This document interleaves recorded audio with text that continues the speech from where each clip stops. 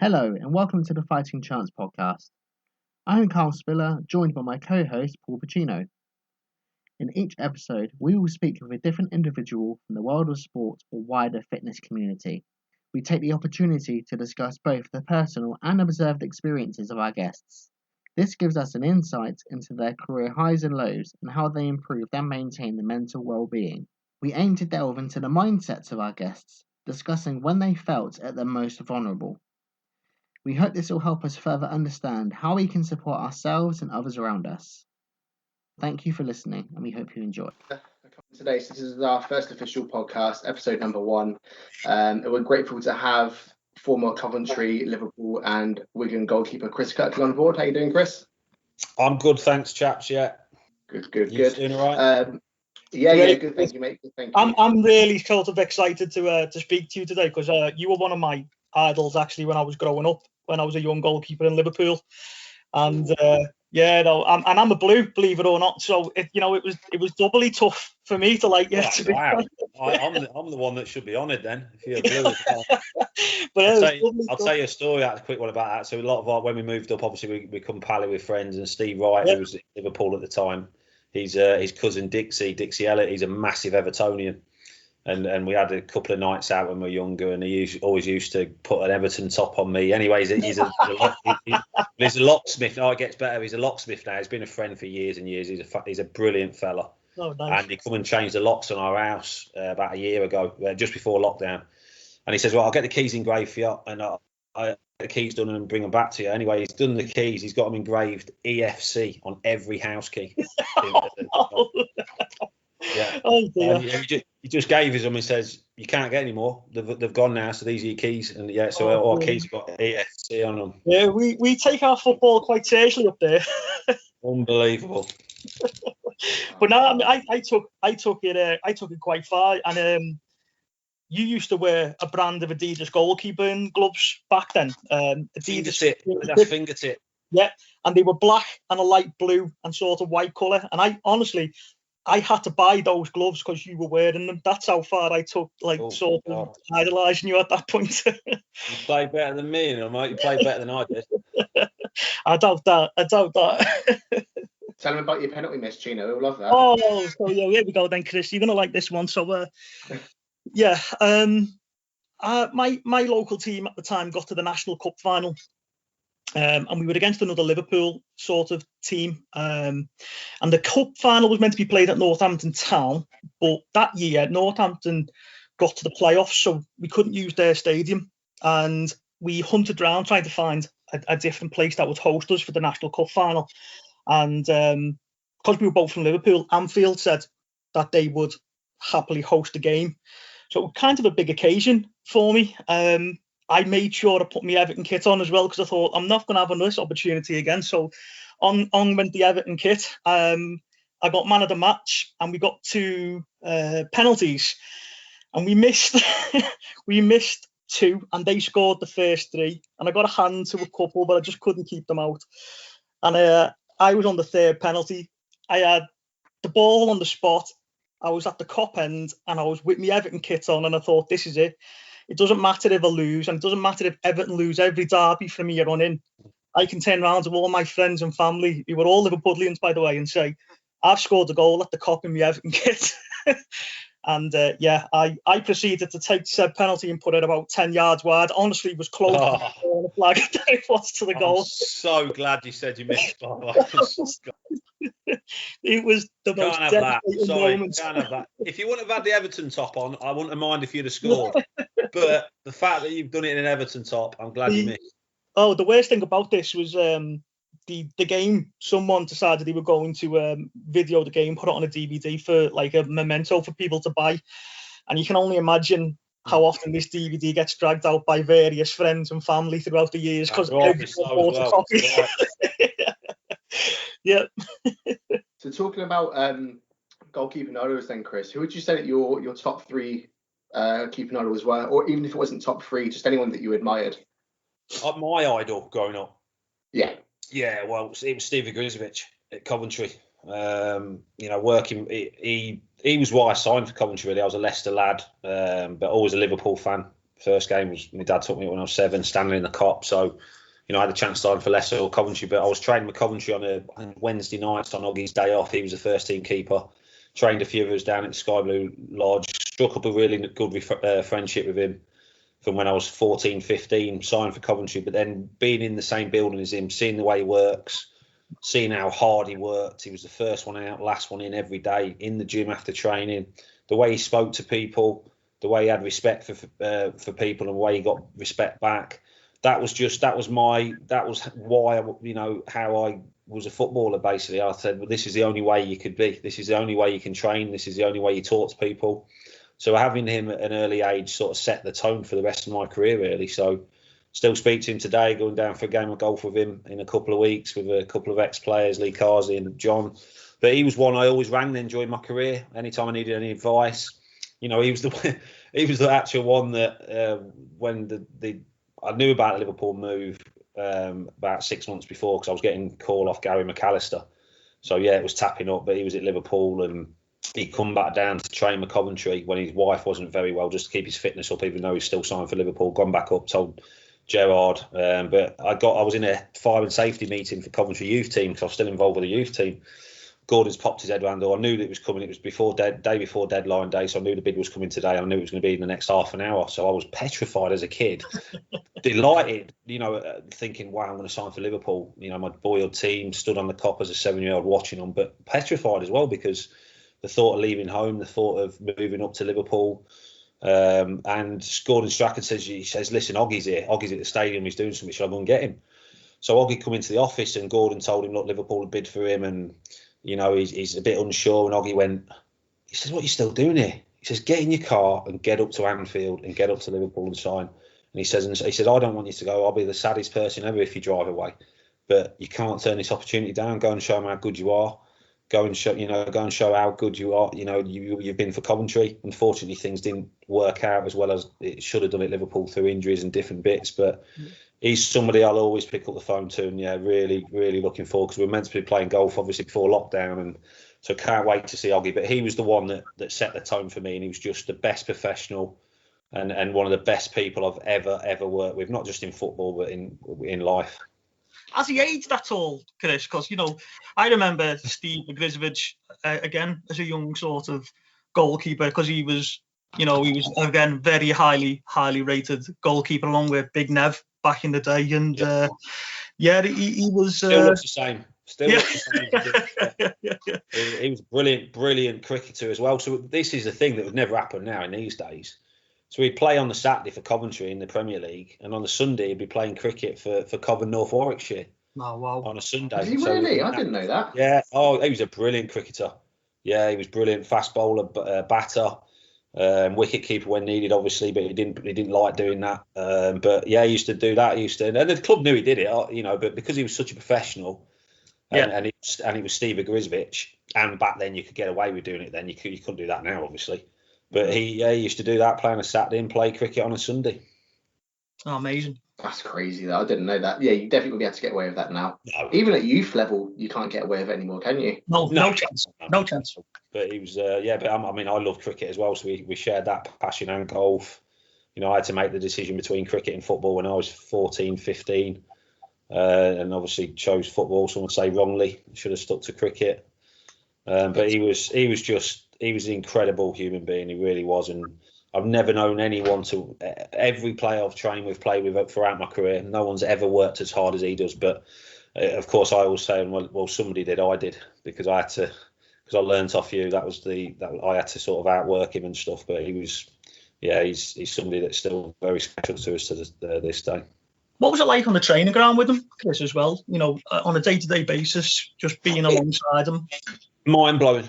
Even when he was like 40, 41, I was still training with him. So at that age, he was relentless, absolutely relentless. He was always wanting to do extra, always wanting to never look tired, never complained about being tired. You never see sometimes. Yeah, it's just somebody you respect. You see a lot of players saying that the fatigue, the tired. He never once complained. I know that the amount of games back then are probably slightly different to what it is these days. The lads playing Champions League midweek and stuff, but he just never complained about anything. He just worked his socks off, just had that respect. Nobody played pranks on him because they respected him so much. And you get very few players during careers that don't get pranked, and the ones that don't are the ones that everybody's got respect for. So even the pranksters won't go anywhere near these type of chaps because of the respect, and that was Oggy. Do you think that was respect, or do you think it was sheer terror as well? Oh yeah, by the way, he could handle himself, Oggy. Probably a bit of both, but yeah, when Hooks and when Darren and Noel Whelan were at Coventry, and they were the pranksters, but they never did Oggy. But it was out of respect. I've got to say, it was out of respect. They even said, look, Oggy's out of bounds. And they said to anyone else messes with Oggy, then that we'll have you. Sort of Snowy and Hooks would be batter them even more. Christ. So, walking through then, first day at Liverpool. Who did you first see? Do you remember? Michael Owen in the gym. Okay. So I went up on the third. So the deadline shot on the Friday, and it was international weekend. So a lot of the players were away. So it was the international weekend, but the deadline was shut on the Friday, and on the Thursday, this is when I got the call, and I was at Highfield Road. It was about 5:30 on the Thursday night. So the deal was agreed. So in the end, we said, look, just go up for talk, see how you go. But knowing full well that I was never coming back, not signing. So went up there. We got up there about 11 o'clock. Went home, got my stuff, drove up to Liverpool on a Friday, which the M6 was a nightmare. So we didn't actually get up there till it was about 11:30, 12. I met a physio at the Crown Plaza, not the Crown. Yeah, I think it might have been. It was what a hotel in Speak out of the way. Then I got whisked straight off to the hospital. So I was in the hospital in the scanning machine till 3 a.m, doing all the scans, everything like that. Got taken back to the hotel, had a bit of breakfast, seen Leona, my girlfriend, wife now, and my family were up there as well. And then got taken down to Melwood, the old Melwood though, not the building you see now at Melwood. And now obviously they've moved to Kirby. It was the old Melwood. I think Gary Mack was there because he wasn't away with Scotland. Obviously, he'd retired. And there was a few other players there. Michael I think he was injured, so he wasn't away with England. But then after that, I went straight back down so I signed, got the deal done, everything like that. But I then went down because the players had the weekend off. So I went back to Leicester, packed all my stuff up, said goodbyes, and drove back up there on the Sunday night. And we're still up here now, 20 odd years later. Obviously, love the city. Yeah, we love the place, love where we are. Daughter was born up here. She's in school. We've lived up here, say 20 years now, and we'll never leave, never move from here. So how would you view your career at Liverpool? Would you say it was a highlight, or would you say it was? Listen, nothing will ever top that for me. Signing for Liverpool, even if I'd only played one game, I'd go through all the injuries again, all the frustrations, everything, just to play one game, because it is my team. As I said, I used to stand on the Kop as a lad when I was 7 years. 88 was my first game. I think it was Nottingham Forest. We beat them 4-2. But yeah, it's the highlight of my career. People say, well, playing for England really should be, and I say, well, no, because your bread and butter is your football, is your day-to-day, your football team, your bread and butter, the team you support as a kid. So nothing will ever outweigh that. And now, going to the games still, I mean, obviously not over the last year or so, but the buzz I get just going to the games, going with my daughter, I take that sort of our thing, going to the games, and it'll never be topped. But frustration, because I should have played a lot more times. Injuries absolutely killed my career at Liverpool. I had some bad injuries, one after the other, which knocks the stuffing out you. And then a new manager comes in with Rafa, and he wants a different goalkeeper, and it was sort of over then. But I knew it was. I knew I needed to move, even though I didn't want to. And I was a Liverpool fan, I knew I needed to kickstart my career, and that's when I went to first of all to West Brom on loan, but got nasty. I went to West Brom and played 10 games and got my form back. Was playing really well, and I took a nasty whack off Kevin Davis at Bolton, and he hit me in the side from a cut. I come and took a cross, took the cross clean. It knocked the stuffing out of me, and I thought, that don't feel right. That got to half time, and I was in agony, and stupidly went out second half and played, and I shouldn't have done. And then got on the bus on the way home. I just remember I fell straight asleep, woke up when we got back to West Brom, got home, and then basically went toilet and just weed blood out completely. And collapsed on the floor and ended up in hospital. So what he'd done is he basically lacerated my kidney, so basically split my kidney. And then that was the end of my West Brom. I was out for the rest of the season more or less for that. And then Rafa come in and said, look, I want a foreign goalkeeper. You're going to have to go. and that's when I went to Wigan. But I was very conscious because obviously at Liverpool, you know, when Joe Colligan was there, the training was the same as I had at Coventry with Jim Blythe, with Steve Igrizovic. Hard work, relentless, you know, come off the training pitch absolutely knackered. Yeah. And then Rafa come in and brought a Spanish goalie coach in, and the training just was non-existent, really. It was just, you know, they wanted me to punch things, they didn't want me to catch anything. I was coming off the training ground, not doing a thing, going into games, not sharp. So I knew I needed to leave for many reasons. Obviously, the injuries, get my career back on track, but also because I knew the training wasn't going to make me any better, and it was only going to set me backwards. And my form dipped. I was in the team, my form dipped. I think I let a bad one in at Everton. Lee Carsley, I got blindsided. I don't know. Yeah, I think your vision was blocked. I think your vision was blocked. But I should have.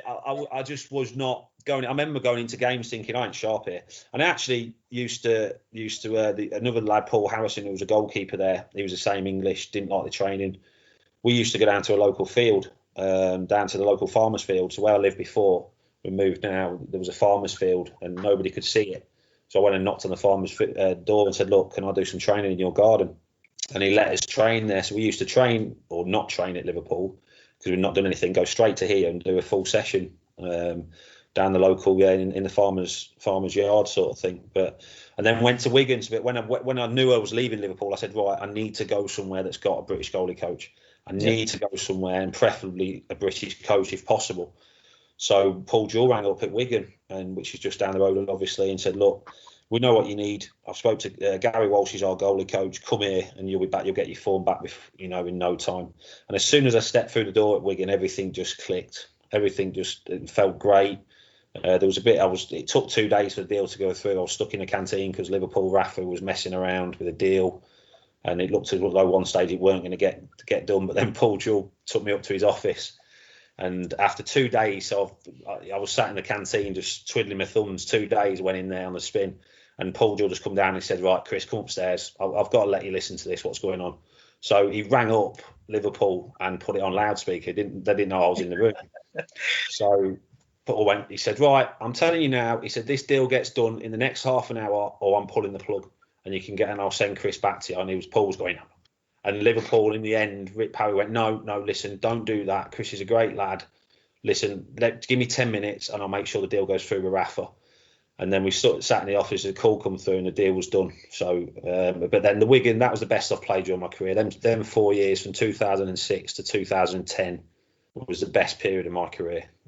Everything just clicked. And I had the British goalie coach in Gary Walsh, and then he left and Nigel Spink come in when Brucey come in. Yeah. But like I said before, nothing will ever beat playing for Liverpool, and never ever will. I'm glad you mentioned about the difference in the goalkeeping coaches there, to be honest, because I remember during my short time down at Vauxhall, and Eric Nixon used to come down to do some goalkeeping coaching down there, and I punched something, and I was absolutely berated for it. And he said, you can get your hand to that ball and you can catch that ball. You're a big lad, you can catch it. And he had to go at me, and it's something that stuck with me throughout the rest of my career. Was that Eric Nixon? Yeah. So Eric Nixon actually took me down the local park for sessions as well while I was still at Liverpool. Down the local park, because again I was not sharp. I could do all the training, me and Paul, on our own, but I needed a coach, and I spoke to my agent and said, look, and Eric was looked after by Colin Gordon, my agent. Obviously Eric was with Steve McLaren and stuff, and he said, listen, Eric can come and do you down the local park if you want.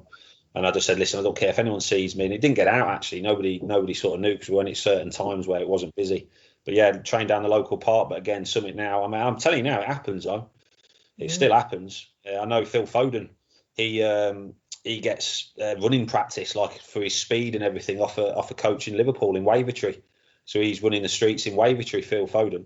But a lot of people, wouldn't know that. But a lot of these players, when they get, I'm going to say desperate, when they get desperate because they know they're not doing what they should be doing, or they know they're not performing like they should be doing.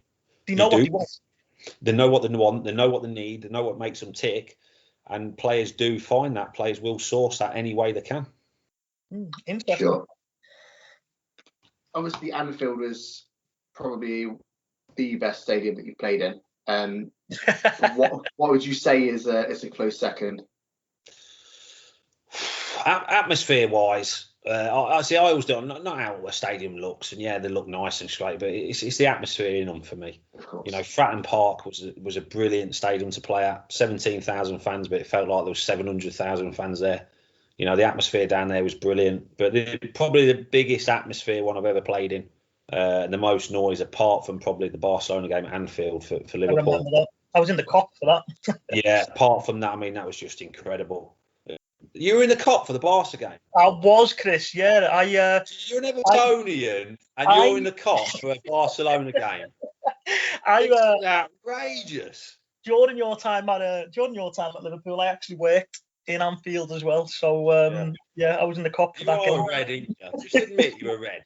The other one, the other stadium was, we played Galatasaray out in their old stadium, the Allianz Stadium.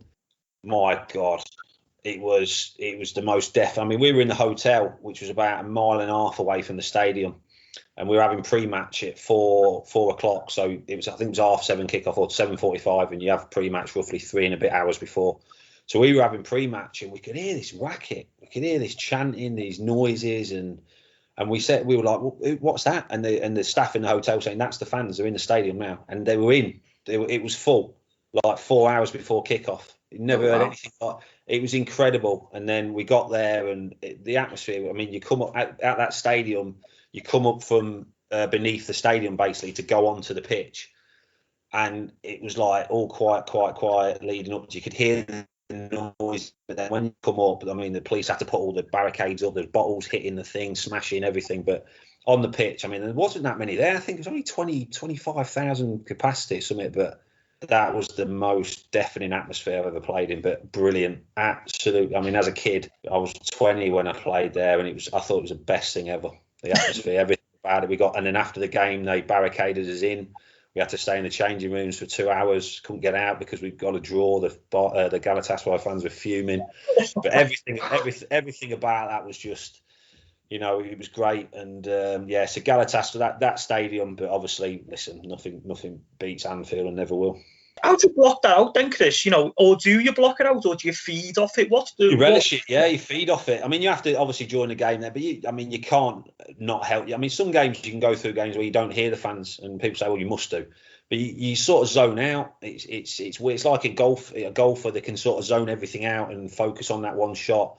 I've come off pitches and like Mrs. had been in the crowd, and she went, "Wow, what an atmosphere that was today!" And I'll be like, got to say, I didn't really hear it, because you zone out sometimes, and you're that focused on the game but if you want to let yourself hear it, you can, and then you have to deal with it. But yeah, we got a good draw. Obviously, I think Hess scored, equalised, and obviously got a great result, and that's what makes the occasion even better when you do get a result at the end of it. Is that the same in derby games then, or games like against rivals like Man United? Is just able to block all of those fans out that are screaming at you from behind the goal? Derby games are more. Playing at Goodison's a nightmare. I used to hate playing at Goodison. I'm not just saying that. Even when I was for Coventry, it's the Gladys Street end. It is very hostile at the best of times. But it's difficult. Playing them games. I didn't really used to like them games. Because what's at stake more than anything. The family, you've mentioned there, your families and the city. You can't go out in the city, or if you win or lose, you can't go out for so many weeks after. Even just basic stuff. So there's so much outside of football that rides on that game, which for me, it shouldn't really be like that, but it will never change, because obviously families are split red and blue.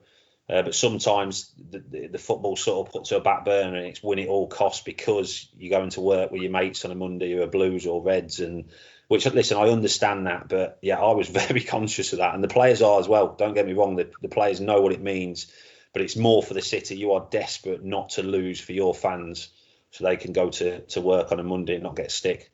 Is that something even the foreign players are drilled with when they come to the club? That's history. You've got scouts. I mean, Stevie, obviously, in Carrow, when I was there, they drilled it into you. You've got Trent there now, and a few of the scouts, the boys, they know what it means. But yeah, listen, any foreigner that comes to Liverpool and doesn't realise that, the Man U games, the Everton games, what's at stake, and if you can't handle it, you shouldn't be playing. But they are extremely hostile.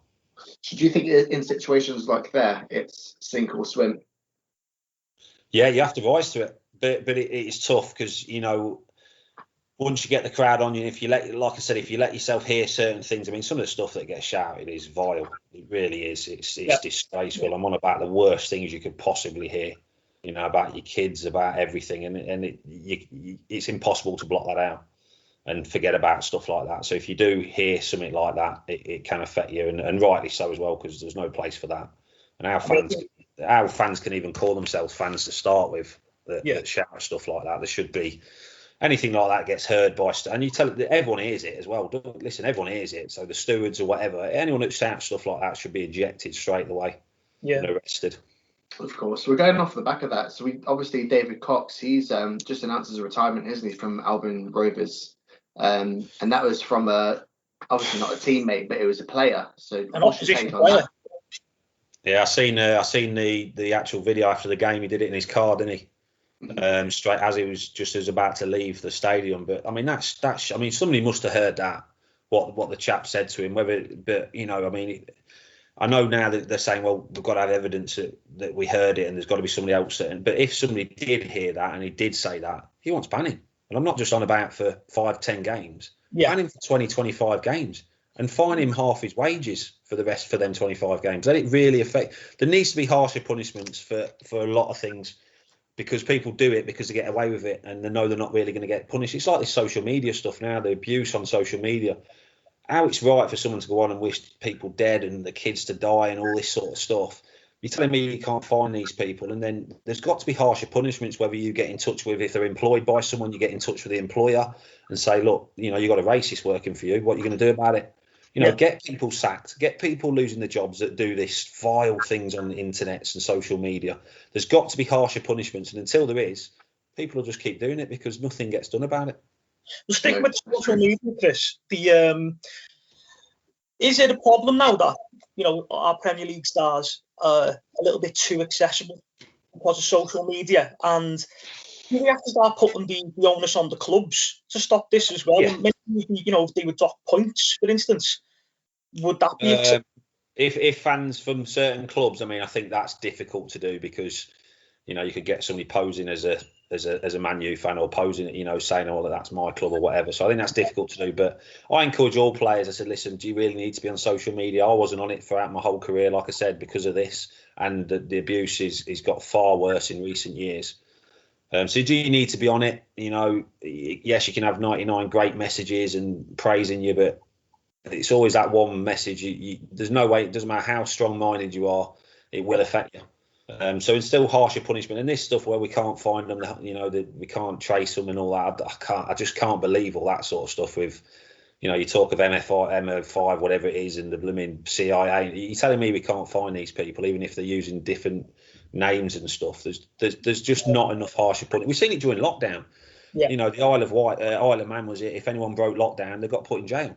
I think 12 people broke the lockdown in the Isle of Man and got sent to jail. There was nothing like that in our country. It's far too lenient at times, and until harsher punishments, like I said, come out and you make examples of people saying, right, if you're going to do this and you get caught, you're going to lose your job, you're going to lose your and all this. It's going to carry on. So, what do you feel about the way organisations such as Arsenal TV and Blues Fans TV and many others like that, are they not responsible then for much of the negativity? I mean, I must admit, I've got no idea what them TV stations do. So what do they? I don't know what they do. So Arsenal Fan TV, for instance, I mean, let's just pick that as an example. For instance, they will video themselves as a core group of people that are on that show. They video themselves during the game, where they commentate on the game as it goes along. And at the end of the game, they rate the players out of 10 and why they give such ratings. And obviously, Arsenal are enjoying the greatest season they've had this year. So you can imagine it's very. You're asking for trouble. Now you've told me that. You're asking for trouble. You're asking for trouble there, because eventually the players will see it and they'll think, well, they're Arsenal fans and they're treating us that way. Yeah, you for me, I wouldn't be too happy about that, to be honest, at all. They've got a massive following, haven't they? I think Arsenal, they've got at least 1 million, at least. Have they? Yeah, they've got a big following. Yeah. I only mention Arsenal Fan TV because I think they were the first. I believe they were the first. And from that, there's a lot of other Premier League clubs now where guys have gone away and done the same thing. So do they have to check though with the club that they can do these stations? No, they don't. I don't believe they do. Well, for me, I mean, I can never see that happening at Liverpool or anything like that. And it's not set up that there's the one at Liverpool. I mean, there's the Anfield rap, but they would never slaughter players on that. No. The Spirits of Shankly, and I know they're quite a good group as well. Yeah, it's so easy. All it takes is one comment off that Arsenal TV or wherever, or Chelsea. All it takes is one comment off a fan at a wrong time after, whether they've been out for a drink after the game or whatever. Just one comment and it can bring it all down. But yeah, I'm certain I don't think there's a place for that. What was it like? And then your first England cap? It was relief, to be honest, because it was a long time coming. There was a lot of talk about it. It should have happened a long time before. I was in a lot of squads, but then listen, there was some top keepers around still. David James was still there. Paul Robbo, Ben Foster, Rob Green. There was a lot of keepers still around, but it should have happened a lot sooner. Unfortunately, for whatever reason, it didn't. I had to pull out of a few squads through injury when I was meant to be playing. But yeah, it was more of a relief, an honour, obviously. It'd been better if it was at Anfield than Old Trafford, I will say that. Yeah, but at least we weren't at Goodison. But all my I don't think that ever happened with a Chris. No. All my family were there, which was great, and obviously, my dad's bet got paid out. There's a few of them involved with the bet, which I never knew about at all until I think it was a day before when I did a press conference. They're saying, look, you're going to make your debut, and they said, what about this bet? And I had no idea what they were talking about. So I rang my dad. I said, listen, I've got to be honest, I've got no idea. They didn't believe me. So I got out of the press conference, rang my dad and says, what is this? I've just been asked this. Is this true? Like, he went, oh, yeah, I put it on when you were 13. So I just didn't tell you. So, yeah, it was true. But, yeah, so it was great that a lot of them, a lot of people, local people that were involved with the bet as well got a few quid, which was great. But, yeah, it was more of a relief because it was so long overdue, I think. And then I actually made my debut for England before I made my debut for Wigan. So I think it was on a Wednesday night at Old Trafford, and then on the Saturday I made my debut for Wigan. Nice. So what's the process then? How do you? I mean, obviously you called up to the England squad, but is it passed through from the boss, or how does it work? Yeah, so Ray Clements was a goalie coach. So he said, you're going to be coming on for Robbo at half time. So I knew the day before the game really, because it was only a friendly. So I think we met up on the Sunday night. We trained on the Monday, Tuesday, and then the game was on the Wednesday. So it all happened pretty quickly, really. But yeah, Clem told me I was coming on. Nice. What's it like in those England camps, Chris? Obviously, you're joining players from rival teams. Was there any animosity? Yeah, of course there was. I get asked this all. Yeah, but back then, and that was one of the biggest reasons why they weren't as successful as they should have been, possibly. And I think a lot of players have come out and said that. The rivalry you had the Chelsea, Paul Scholes said that actually as well. Yeah, Paul Scholes. That was it. You sat in your tables. So you sat in your Liverpool, Chelsea, Man U tables. There's no interlinking. Like Gareth's done a great job now with England. You can tell now that the players love going to sit with whoever. They've brought the fans and the players back together. But that era, the fans were very separated from the players, and the players were separated from the players, really, because it was all to do with that rivalry. And you look at the squads back in them days. No disrespect to the squad now, but there was better players. If you look player for player, the so-called golden generation, Scholes, Beckham, Gerrard, Lampard. All these players, you'd be brave man to say it's not better than the squad nowadays, but doesn't win you things. Team spirit, your togetherness, everything like that. What it's like off the pitch is huge, and your dressing room is massive. And there was a big rivalry between the big clubs. I think this is why Spain done so well, because I know that it's a massive split between Real Madrid and Barcelona, but it's literally just pretty much two clubs, isn't it? So you're looking at half the squad that played together day in, day out. Yeah, but they sorted it. Yeah, there was no. But when they met up with Spain, that was forgot about. Even though it's not forgotten about, you're with Spain now. That's it. But obviously we had Chelsea, Liverpool, Man U, and a few other players. I think there was a few Leeds players in there. Obviously, a huge rivalry with Man United. Yeah. So it was at times it was. I wouldn't say I didn't enjoy it. It certainly wasn't enjoyable as it should have been. Put it that way. So would you say that another call-up didn't come because of the injuries, or was there other things at play? Yeah, no, I mean, for a while I wanted to concentrate on, but then obviously I didn't get back in for a while. I went down, I was in a few more squads, then Fabio Capello come. I got a back injury in training. I couldn't move. I was in my room, literally couldn't move. And it was going to be 3 or 4 weeks before I was back to full fitness. So I said to Gary Loon, I said, look, I'd rather be home in my own bed, get home somehow. I was down at the Grove, I think it was. I want to go home. And he said, listen, totally agree. You're just going to be stuck in this bed and, you know, it's going to be no good for you at all. Get yourself home. So Gary went and told Fabio, and Fabio went, no, he stays here. He stays for the full 10 days. So Gary come back and told me, I said, listen, I can't do that. I need to get home. I want to get home to my own bed.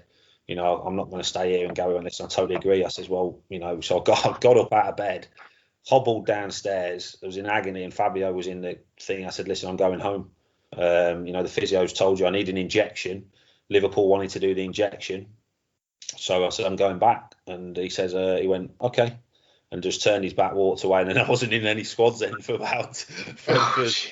any squads for as long as Fabio was there. And then after that, I got to Wigan. And because of all the injuries and because of, you know, I was getting every time in the paper, again, we'll come back to the papers, you know, I was getting crucified in the papers for being injured. I just thought, you know, I need to concentrate on my club football.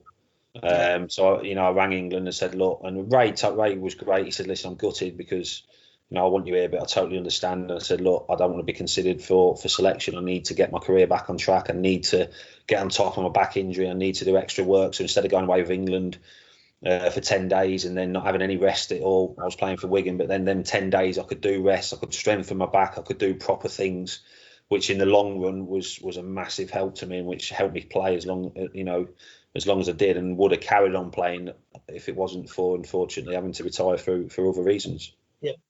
Just touching on the actual injuries and the setbacks that you suffered throughout your career, Chris, how did you keep your sort of mental resilience through all that? You know, it must have been quite hard back then.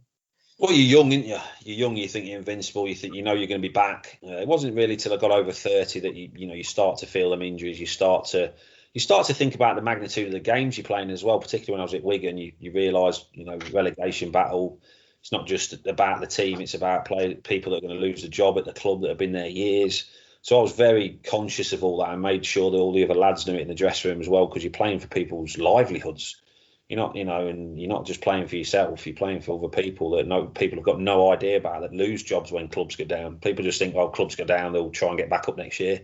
Yeah. It rips through the whole club. There's people that have been at clubs for 20, 25 years that lose the jobs. It's not the players that get affected. The players still get paid.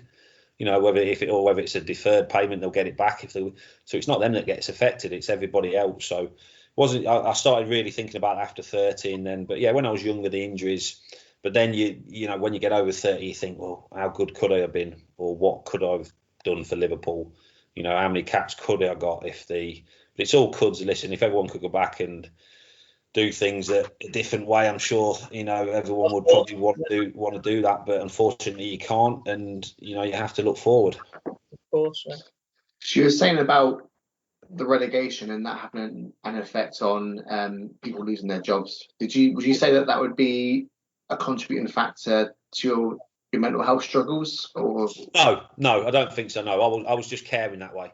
You know, I was captain at Wigan and you know, got on with all the staff that, like, you know, the chef, people who don't realise, like I said, a lot of fans won't realise what goes into running a club for the players to play. You know, they work all hours godsend, they're there all hours godsend after players have gone, and they get set up for you for the next day. You know, simple things like opening a gate for the cars to come in and all that sort of stuff. People don't realise what goes on. The kit men work all hours, the chef, the secretaries, the player liaison officers, people at the ground, so, you know, everybody. It's a huge operation that, you know, it'd be great one day if there was a documentary done on it, that, you know, they're running it. I'm sure there has been, but what goes into running a football club for the players to go out on the pitch and do it. But no, that didn't have an effect on me. It was literally the change of, you know, leaving Wigan, which I didn't want to do in the first place, to, you know, to the change of travelling, getting up early like people have to do. But it was more missing things back home. I'd miss picking daughter up from school, that's something I'd always done, or dropping her off in the mornings because I'd set off. I couldn't do that because I'd set off at 5, or But long hours in the car on my own and not getting back till late and then staying over away from home in Sheffield. But listen, Sheffield is a club I'd have walked a long time before if it wasn't for the staff, for the players, for the fans. You know, I sort of not stuck. Well, I suppose I did. You know, for 3 years until I couldn't do any more and couldn't sign a new contract for them as much as I wanted to. I just, you know, I had the pen in my hand, and 2015, I just couldn't sign a piece of paper. I just said, look, I can't sign this new deal. I need to be closer to home. Yeah. So a lot of people tend to talk about those who are struggling with mental health, but you obviously came out the other side and you're doing pretty well for yourself. So what advice would you give to those who are struggling, and more so, how did you get over the troubles that you were having at the time? Well, listen, first of all, I still struggle, you know, now. You know, I still have my bad days, and like we all have, and particularly, you know, this last year or so, it's just been horrendous for everybody. I don't know anyone that's not struggled. It's been a horrendous time to be living in, and you know, it's been tough. But I still have my bad days, but you know, I know the coping mechanisms now, which I didn't know before. And it wasn't until I went away to a place in North Wales, I talked about before, Parkland Place, that I'm going down to tomorrow, that I do some work for now. It wasn't until I went down there and learned my coping mechanisms. You know, exercise is huge for anybody with mental health, even when you don't want to do it. You know, getting out walking, we're doing the walking's brilliant now with the walks. You know, getting out talking and stuff like that. So I know now what I need to do if I start getting anxious, or I'll go outside and just listen to a bit of the bird singing or the trees, you know, the wind. It's just simple things that sort of bring you back down very quickly. But if you don't do them and you just sit there, and I sit in the living room, you know, the walls close in, you can get very anxious, and it doesn't help me. So exercise is huge, and getting out there and, you know, stuff for the foundation, having a purpose as well, just having something to get up for in the mornings. Even though some mornings I don't want to do it, and I admit that, some mornings I just think, I don't feel great today. Not really got any motivation. But as soon as you start doing things, like as soon as you start going to the gym or you start the exercise, you feel miles better. Yeah. So you got the so you were saying about the foundation. It's about walking for mental health, isn't it? Well, it's the Liverpool Foundation I work for, but the walking's brilliant. It was Mark Crosley, actually, big Norm. He found himself out of work for the first time in 33 years last. Was this 2019, I think it was, and he'd never walked before. And he said, openly admits, if somebody was said to him during his career or when he was coach, come for a walk, he'd have laughed at him. Said, why do I want to go for a walk for? But he found himself walking, rang me, knew I'd walked a lot, always have done with the dogs. That was my release after games, get out on long walks. He said, look, you know, I want to, you know, what do you think about setting something like this up for former players that are struggling with mental health, like you've talked about, no structure. You know, Dean Windass is in there. There's Nigel Jemson. We've got a lot of comedians in there. And there's also now people that have joined in that we didn't know that have joined in. Like, so it's people that have suffered trauma, suicide in the family, all through mental health. So now we've got a big group of us. It's growing every day. And yeah, there's loads of videos going on Walking's Brill, at Walking's Brill, where people are out and people we don't know just saying, look, we've done this, we've started up, we've seen you lads doing it. So yeah, we've got some real big plans. There's a load of golf days coming up, and everything we do is for charity. So everything we raise is for the NHS, and for the NHS now, because before it was pre-COVID this, so it's for mental health. But then obviously COVID hit, and we've seen the great work the NHS did. So now we're going to, you know, when we do raise money, we're going to buy equipment, and we're not just going to give the NHS a check because you don't know where it goes. So we're actually going to pinpoint hospitals that need equipment, buy the equipment for them, and say, look, this is what your donations or people that have given money for it has bought. And then obviously a lot of it is going to go to mental health charities and helping local charities. And yeah, but it's basically that is it, walking and talking. Amazing. Of course, yeah. I mean, Paul won't say it because he's too humble, but I'll say it. Paul's a paramedic. He is, yeah. Amazing. Well, my wife's best friend since we were kids. She's a matron at York Hospital. Yeah. And obviously we've just seen how hard they've been working. She's like during the peak of it. I mean, I'm sure say the same as well. You know, working 18, 19-hour days and then just carrying on day after day after day. So I take my hat off to all the NHS staff. I mean, what you've done has just been, you know, it's not just saying it, you're the real heroes. You really are. It's just, and I know exactly how hard you have worked through Donna. So yeah, I take my hat off to you, mate. Cheers, Chris. Thank you. So yeah, we were saying about walking. Would that be something that you'd advocate for the guys who are just starting their careers in football? Would you think it'd be a big thing to help? Oh, yeah. Especially with social media and stuff as well, like because all the kids have got like Facebook, Instagram, Twitter, like they've got everything. So they've got so many platforms to take hits on now, haven't they? Leave your phone at home, get out after a game on a Sunday, whatever. Yeah, take your dog out, go for a walk. Yeah, just yeah, don't, you know, I've just about to start something. So I got contacted by a local school, and there's a lot of lads. Obviously, we know about the lads not talking, but there's a lot of lads in this school that are really struggling. So I went in, had a chat with them, and then things have progressed from there. So we're looking at setting something up now within schools. Again, using the walking's brilliant and the talking. And I said to the schools, I said, well, look, can I take some of these lads out on a walk? You know, there's loads of places you can go. And the school were like, absolutely.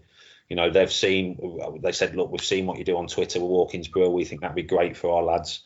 So I'm going back in this week. We're just trying to sort things out at the minute. But because a lot of kids, my daughter struggled during lockdown, and a lot of kids are worried about the exams. And that was the biggest thing that when I was in there, you know, it wasn't necessarily about lockdown. A lot of it is with them, but it was about the pressures of exams, the pressures of worrying about what they're going to be after they leave school, what they're going to do, you know, money-wise and everything like that. And I was listening to it, and it was heartbreaking, some of it. So, you know, and they said they're really struggling with mental health, depression because of it. So the schools now, this school in particular, really realises it. And, really looking forward to getting stuck in and trying to help them. And hopefully other schools will follow suit with what this school's trying to do.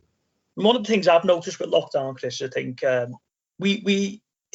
feel like we have become too reliant on, you know, electronics and social media and things like that. But now, having been locked indoors for the large amount of time we've been locked indoors for, there's a huge passion and yearning now to get out and socialise again and actually talk to people face to face, which is, I think, is probably one of the positives that we can actually take out of this. I think you are, mate, and I think it's the only positive in it, because there's been nothing else. It's just been horrendous time. But like you said, now we're getting closer now. We're still not out of it yet, and there's still a lot of hard work to be done. But just doing the simple things like going and being able to go to the gym, going out for a walk now with 6 people instead of just one. You know, the simple things that you took for granted before, how good it makes you feel now. Hopefully people are realising they'll never take things for granted again after what we've all been through the last year. Agreed. How do you find the stigma is on talking about mental health now? Do you think it's a lot easier now than what it used to be when you was a player? Yeah, I think over the last 18 months, really, 18 months, 2 years now, you turn the TV on, you turn the radio on, there's something every day more or less in help, promoting mental health, depression, you know, helplines, everything like that. So yeah, the stigma is lifted.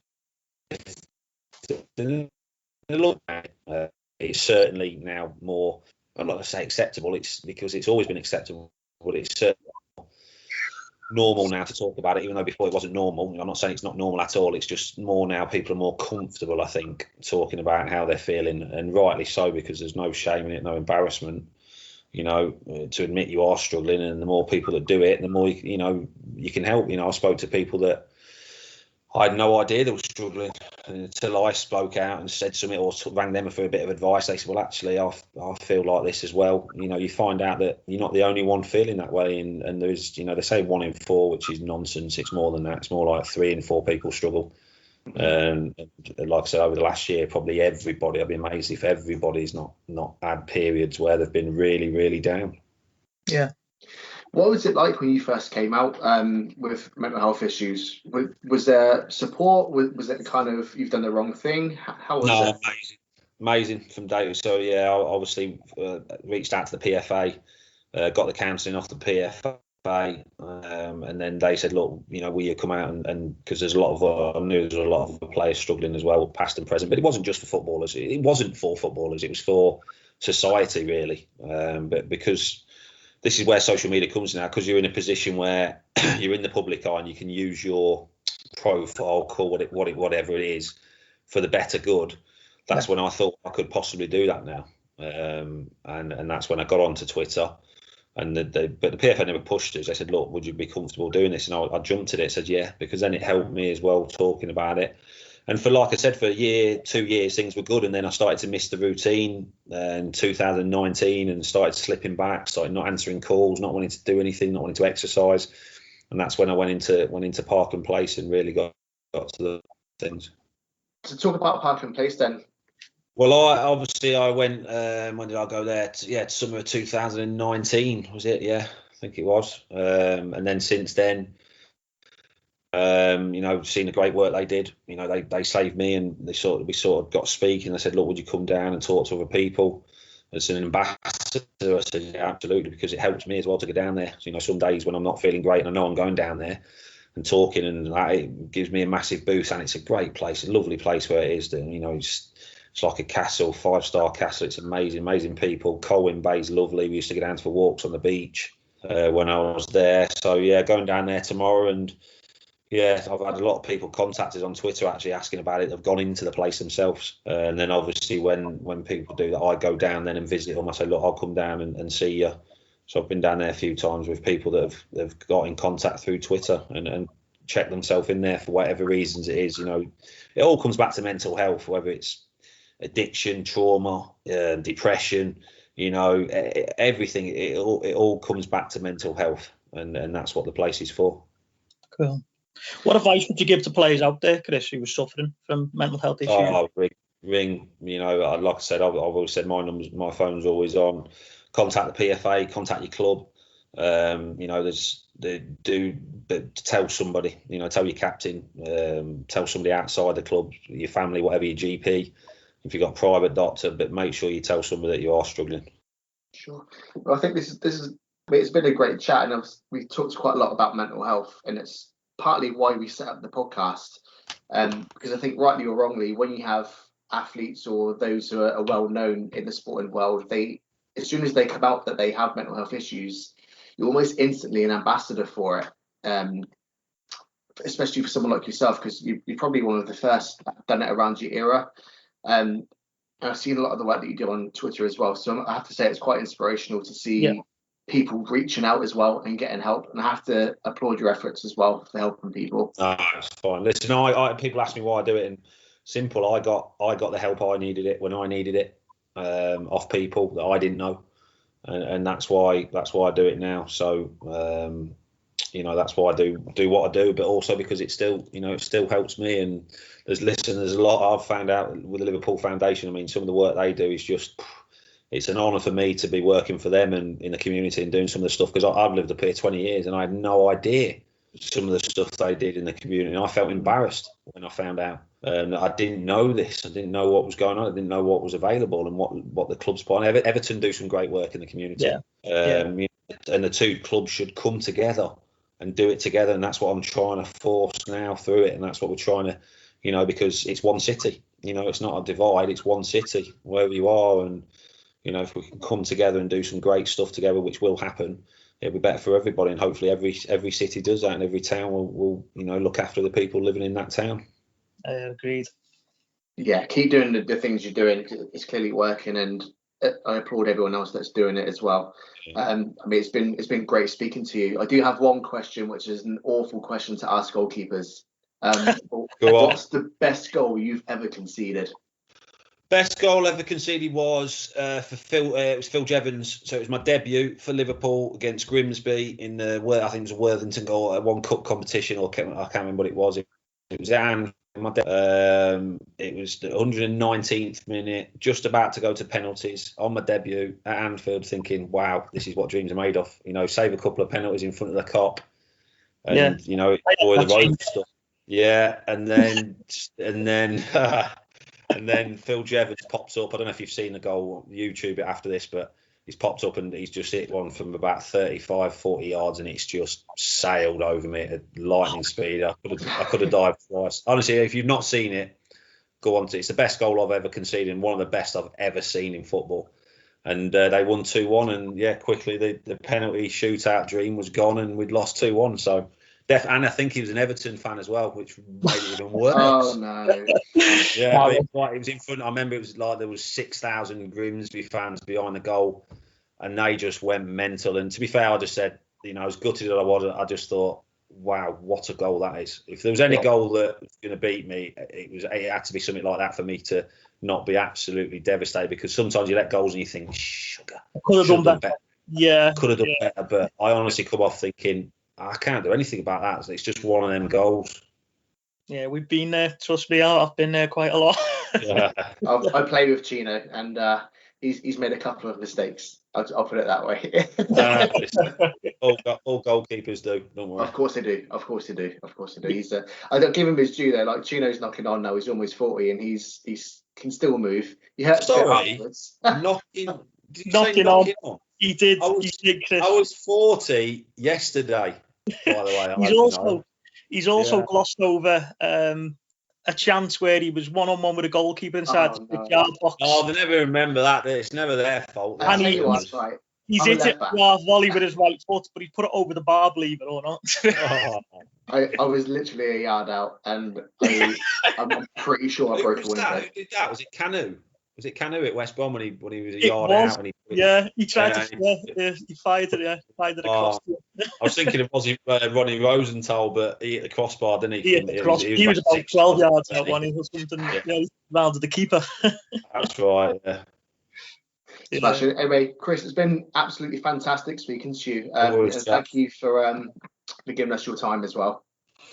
That's all right, mate. I wish I could stay on longer, but I got a call with America in a bit that I'm looking for. I'm nearly falling. So I'm like, I get to this time. I don't know, like you talk about age. To be fair, you're not wrong.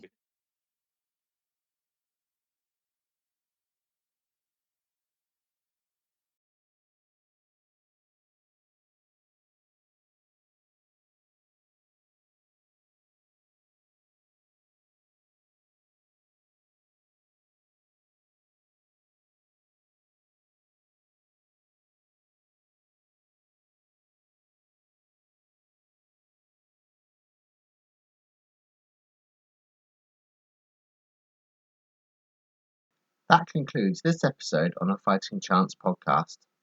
Remember, if you're interested in finding out more about what we do and what we have to offer, please check out our website or Facebook group, which will be added as links in the description. If you enjoyed the podcast, please like, share and subscribe. Until next time, for myself and Paul, thank you and goodbye.